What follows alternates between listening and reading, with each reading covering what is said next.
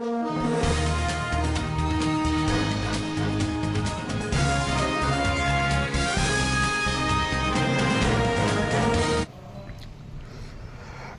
સુપ્રસિદ્ધ એવા શિવકથાકાર ભારદ્વાજ બાપુ કડકડતી ઠંડીમાં ધાબળા વિતરણ કરે છે.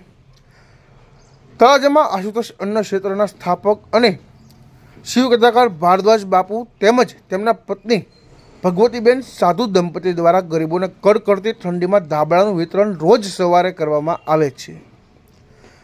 તળાજામાં ઝૂંપડપટ્ટી તેમજ તળાજાથી ભાવનગર તેમજ આજુબાજુના ગામે રાત્રે તેમજ વહેલી સવારે રોજ સૂચેલા બેરોજગાર ગરીબોને અને જરૂરિયાતોને પાગલ અને ભિક્ષુકને ધાબળા ઓઢાડવામાં આવે છે.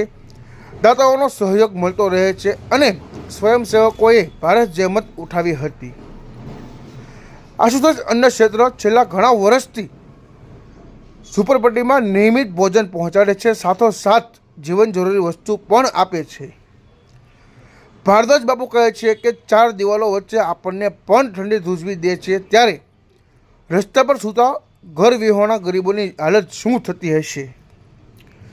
એક અંદાજ પ્રમાણે ભારતમાં ઠંડીને કારણે દર વર્ષે 10,000થી પણ વધારે મૃત્યુ થાય છે, તેમ તળાજાના શિવકથાકાર ભારદ્વાજ બાપુએ જણાવ્યું હતું. વધુમાં આપ પણ જો ધાબળા આ સંસ્થાને આપવા માગતા હોય તો કોન્ટેક્ટ કરો 99 79 34 34 34 ઉપર